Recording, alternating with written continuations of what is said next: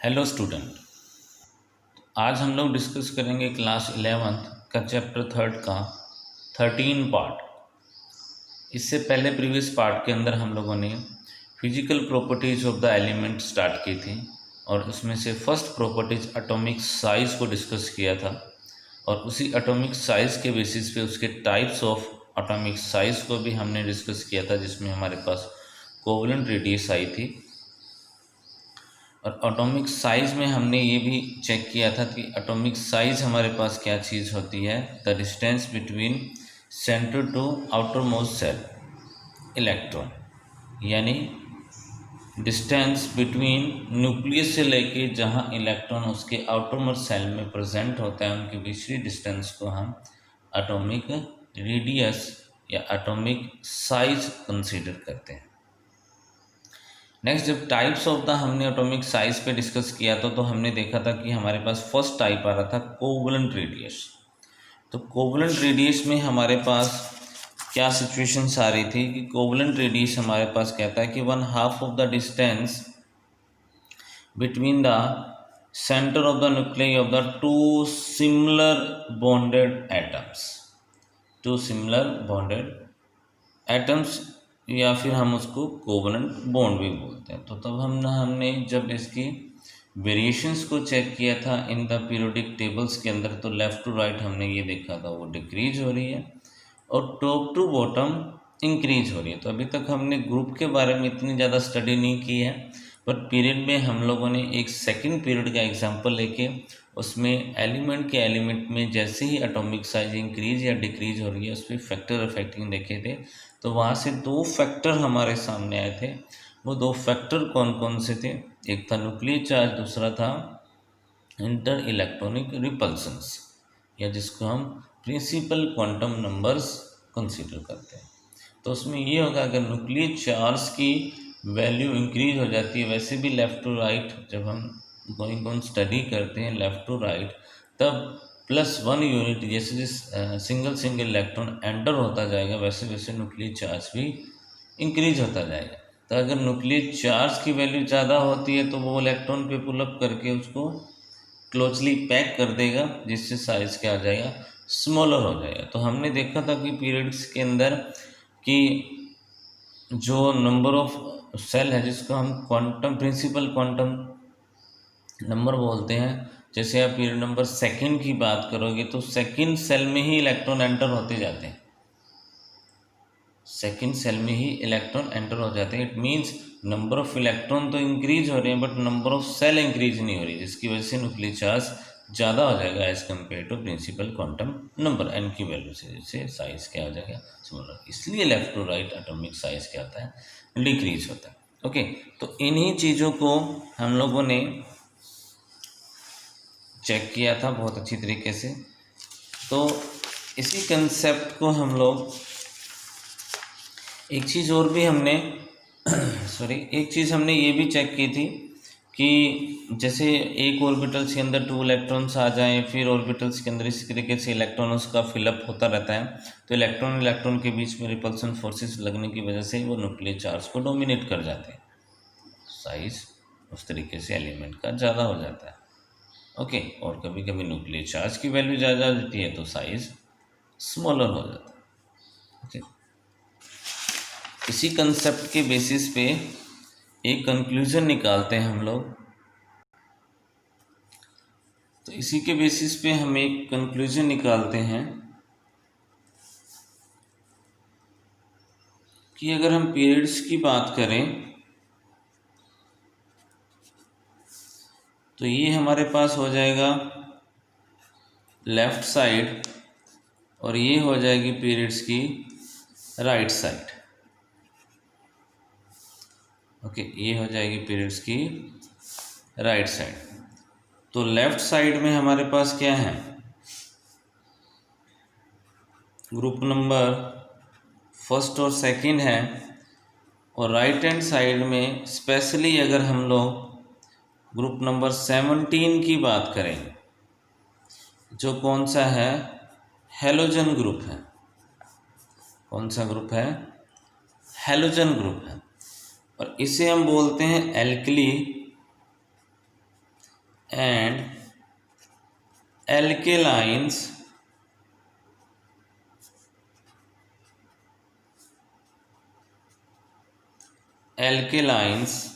जो earth metal है या मेटल्स हैं, यहाँ पे मेजर कर देता हूँ मैं, अर्थ मेटल, तो इनकी जो एटॉमिक साइज है वो लार्जेस्ट होगी, ध्यान रखना। ओके, और हेलोजन ग्रुप की जो एटॉमिक साइज है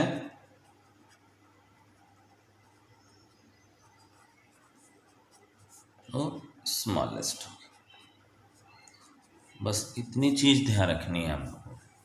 और वैसे अल्टरनेट में अगर हम कंक्लूजन निकालें तो लेफ़्ट टू राइट डिक्रीज हो रही है, तभी ये सिचुएशन आती है लेफ़्ट टू राइट, क्योंकि हम लोग लेफ़्ट से राइट की ओर जा रहे हैं, तो इसलिए वो जो एटॉमिक साइज है या एटॉमिक रेडियस है वो क्या हो रही है, डिक्रीज है। चलिए, ये तो हमारे पास बात होगी ग्रुप नंबर फर्स्ट से लेके ग्रुप नंबर 17 तक।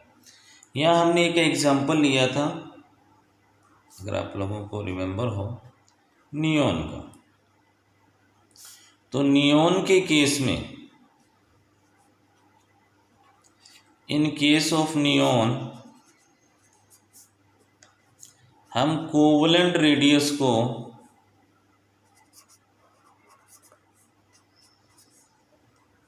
कैलकुलेट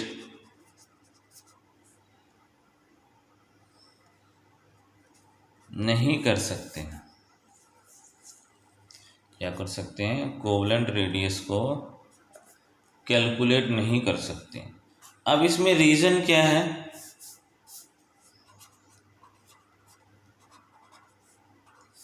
रीज़न, क्योंकि नियॉन मॉलिक्यूल्स की फॉर्म में नहीं है।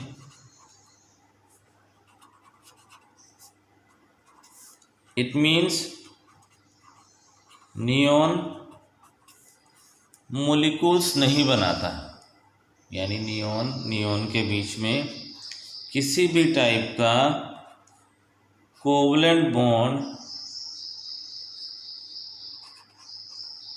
नहीं होता है।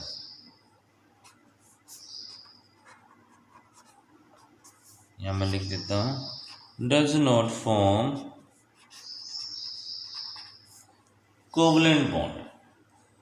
तो जब ये कोवलेंट बॉन्ड नहीं बना पा रहा है, तो फिर अब हम इसकी स्टडी कैसे करेंगे, कैसे इसकी कैलकुलेट करेंगे एटॉमिक साइज को?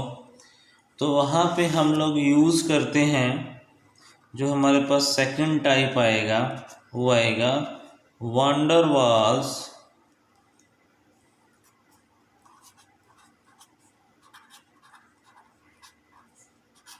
रेडियस। किसका यूज़ करेंगे?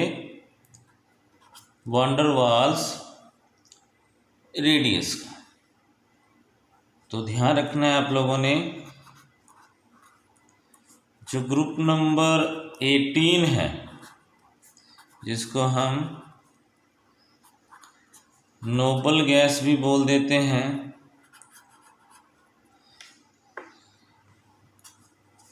और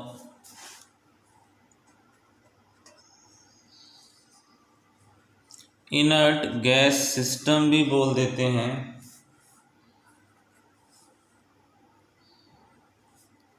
उस केस में हम वान डर वाल्स रेडियस का यूज़ करेंगे। अब ऐसा क्यों होता है वो हमने पहले डिस्कस कर लिया। चलिए, अब देखते हैं कि एक्चुअली में वान डर वाल्स क्या चीज़ होती है।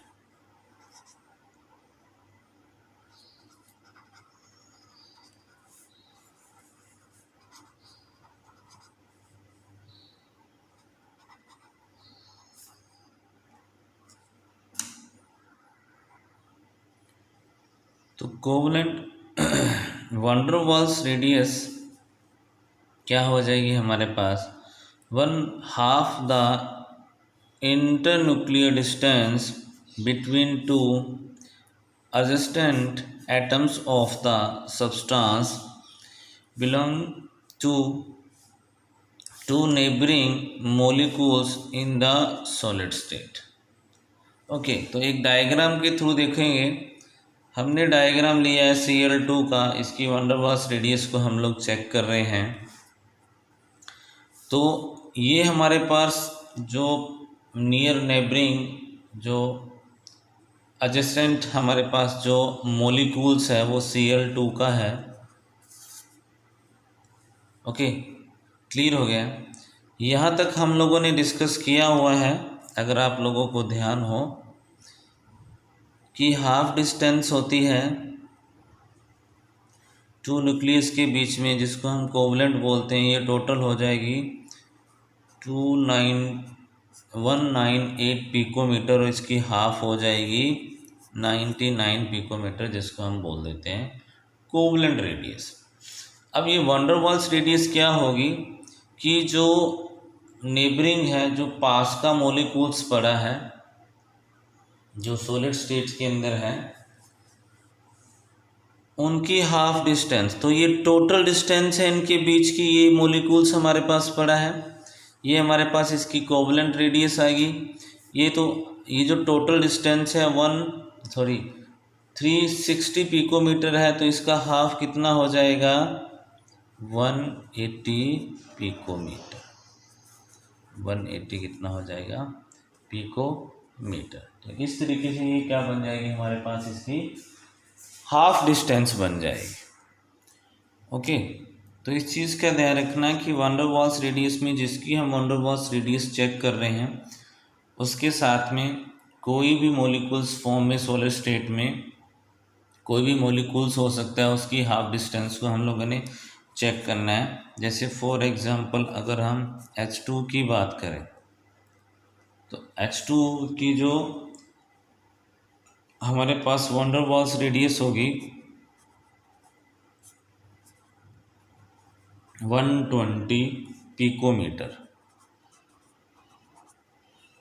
ठीक उसी तरीके से यहाँ हाइड्रोजन्स के कोवलेंट रेडियस को हम लोग चेक कर लेंगे। यहाँ नियरेस्ट हमारे पास कोई भी क्या सॉलिड स्टेट में मॉलिक्यूल्स हो सकते हैं, उसकी हाफ डिस्टेंस को हम लोगों ने चेक करना है। अगर बाई चांस मैंने ये अनाउंस कर दिया कि यहाँ भी Cl2 है, तो यहाँ Cl2 नहीं होता, कोई भी सॉलिड स्टेट में मॉलिक्यूल्स हो सकता है, क्योंकि हमने तो उसके नेबरिंग में उस जो हमारे पास हाइड्रोजन है या Cl2 है, उसकी वैन डर वाल्स रेडियस को हम लोगों ने चेक करना। चलिए, एक चीज़ और इम्पोर्टेंट है जो नोट करके आप लोग मेंशन कर लें।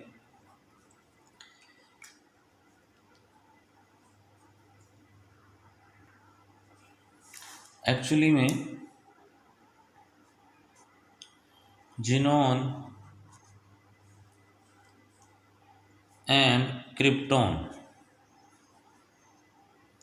जिनोन और क्रिप्टॉन के अलावा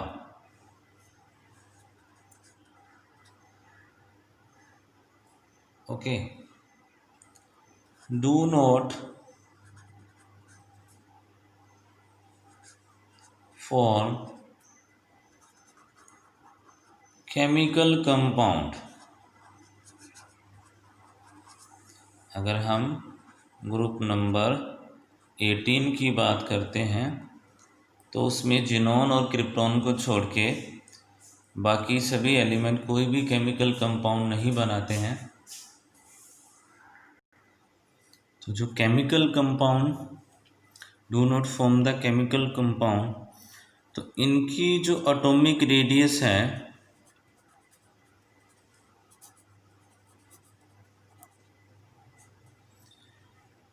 उनको हम लोग कैलकुलेट करते हैं किस केस में, वैन डर वाल्स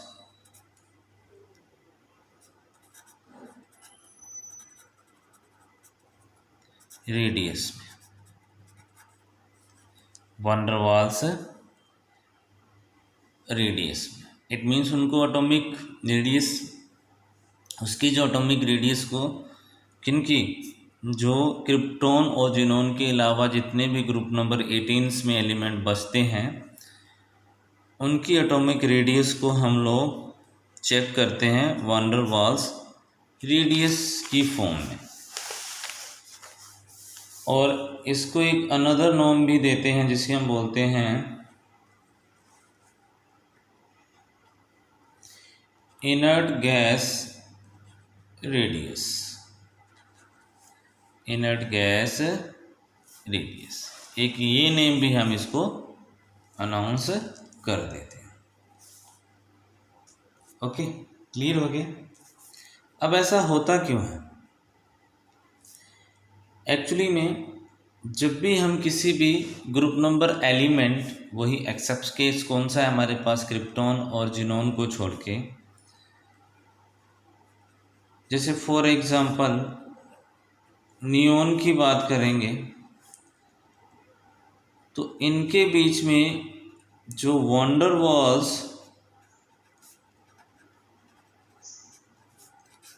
फोर्स होता है वो क्या होगा? वीक होगा। वंडर वॉल फोर्स क्या होगा? वीक होगा। इट मीन्स इनके जो एटम हैं वो होल्ड अप रहेंगे वीक वंडर वॉल फोर्सेस की वजह से। होल्ड अप रहेंगे किसकी वजह से? वीक वंडर वॉल फोर्सेस की वजह से।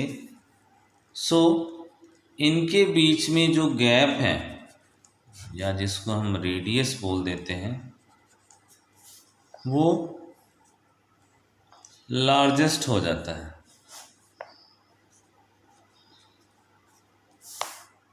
क्या हो जाता है? लार्जेस्ट हो जाता है। इसी वजह से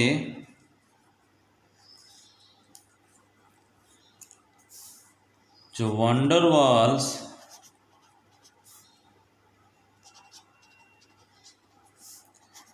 रेडियस है उसकी वैल्यू ग्रेटर देन होती है कोवलेंट रेडियस से।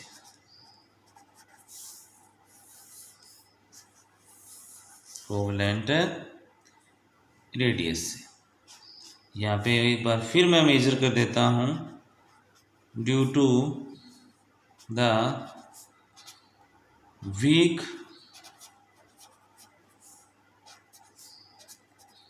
Wonder Waals force, due to weak van der Waals forces की वजह से जो वंडर वॉल्स रेडियस है वो ग्रेटर देन होती है as compare to covalent radius. Okay, clear हो गया। अब थोड़ा हम वेरिएशंस चेक कर लेते हैं ग्रुप के अंदर। वेरिएशन इन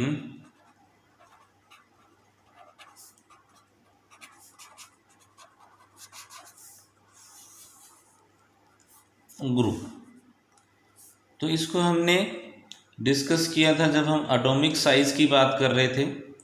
तो वहाँ हमने ये देखा था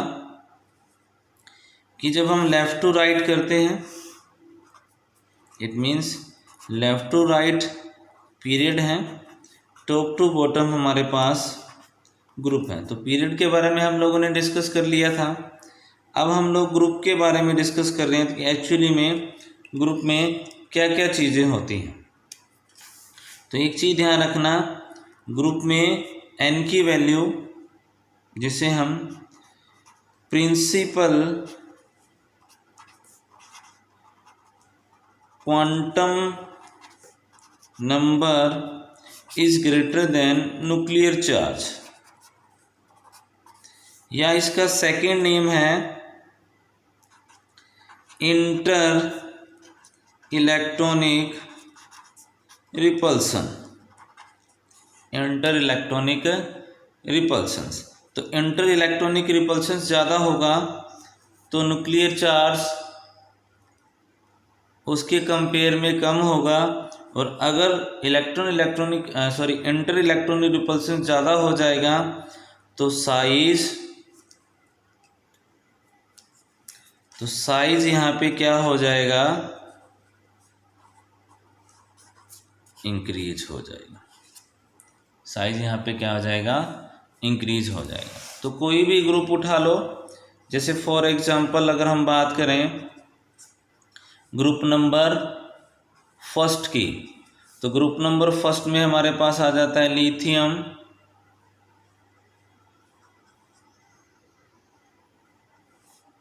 potassium, lithium, sodium, potassium, rubidium, caesium and francium. तो डाउन द ग्रुप जो यहाँ पे हमारे पास एटॉमिक साइज होगा वो इंक्रीज होता जाएगा। किसकी वजह से? Due to greater inter electronic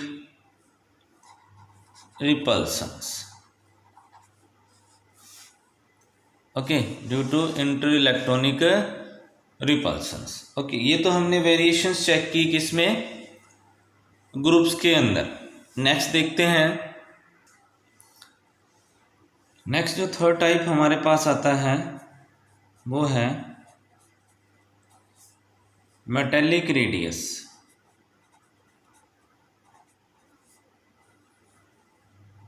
क्या आता है? Metallic radius. तो मेटेलिक रेडियस की डेफिनेशंस को चेक कर ले। तो मेटेलिक रेडियस हमारे पास क्या हो जाएगी? 1/2 of the intermolecular distance between the two neighboring atom of the metal in the metallic crystal, metallic lattice, या फिर हम इसको क्रिस्टल भी बोल सकते हैं।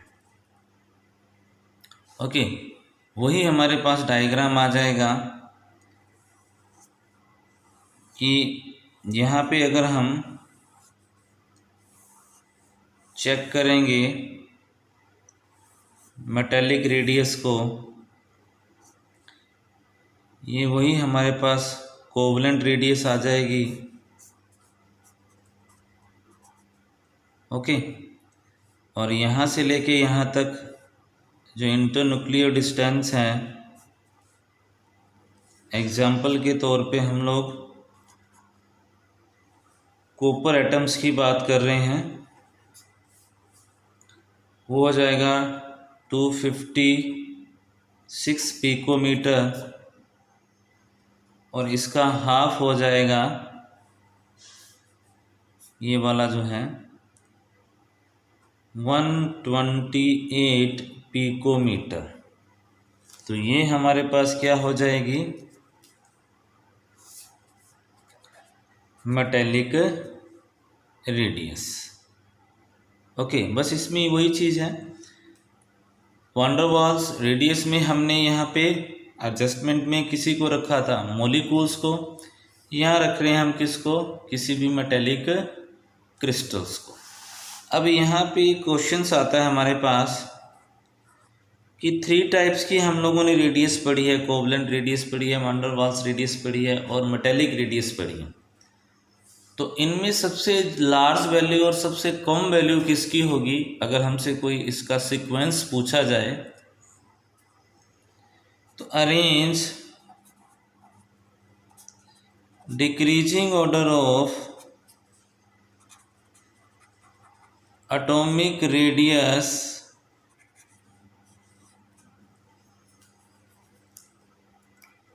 या फिर डिफरेंट टाइप की रेडियस। तो इसमें सबसे पहले हमारे पास van der Waals radius, then उसके बाद आ जाएगा मेटेलिक रेडियस, और देन लास्ट में आ जाएगा हमारे पास कोवलेंट रेडियस। ये ऑर्डर याद रखना है आप लोगों ने। ओके, ये ऑर्डर याद रखना है, मोस्ट इम्पोर्टेंट है। अब ऐसा क्यों होता है, इस पे हम लोग डिस्कस करते हैं। एक्चुअली में हम फर्स्ट और लास्ट वाले की बात करेंगे, मिडल वाले का अपने आप कंसेप्ट आ जाएगा। तो फर्स्ट हम वान डेर वाल्स रेडियस की बात कर रहे हैं। एक्चुअली में वान डेर वाल्स रेडियस में जितने भी एलिमेंट हैं या एटम्स हैं वो अनबॉन्डेड होते हैं। क्या होते हैं? अनबॉन्डेड होते हैं, जिसकी वजह से इनकी जो एटॉमिक साइज है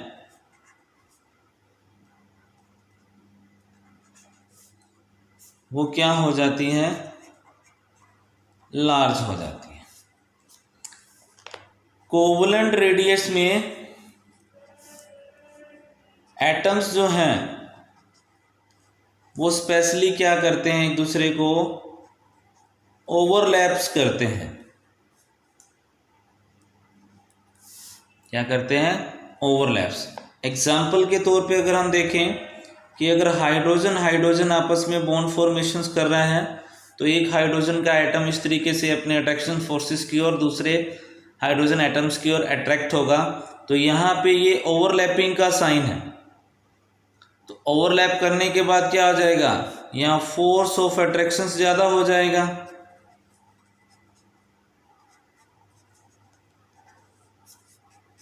और साइज क्या हो जाएगा, डिक्रीज। अब सेंटर पॉइंट में हमारे पास है मेटेलिक रेडियस। तो मेटेलिक रेडियस में क्या होगा, मेटल मेटल के बीच में बॉन्ड होगा। तो मेटल मेटल के बीच में जैसे बॉन्ड होगा ये तो वैसे ही क्या है, क्लोजली पैक है।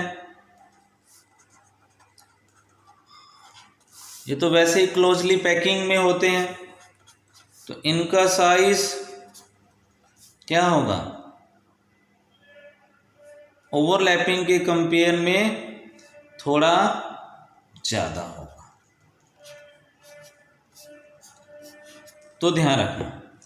और अगर हम इन दोनों की बात करें, किसकी, van der Waals radius and metallic radius, इनकी जो एटॉमिक साइज है या इनकी अगर हम एटॉमिक रेडियस की बात करें, ये डिपेंड होती है किस पे, metal and non metal bond पे। Metal and non metal bond पे, उसके बेसिस पे हम इनकी साइज को कंसीडर करते हैं। बट कोवलेंट बॉन्ड में एक सिंपल सी बात आती है, कौन सी, ओवरलैपिंग की। इसकी बात आती है ओवरलैपिंग की। तो एक बार फिर मैं इस पूरे टॉपिक को रिवाइज कर देता हूँ, क्या क्या चीज़ें हम लोगों ने डिस्कस की हैं। तो स्टार्टिंग हमारी चल रही है एटॉमिक साइज से।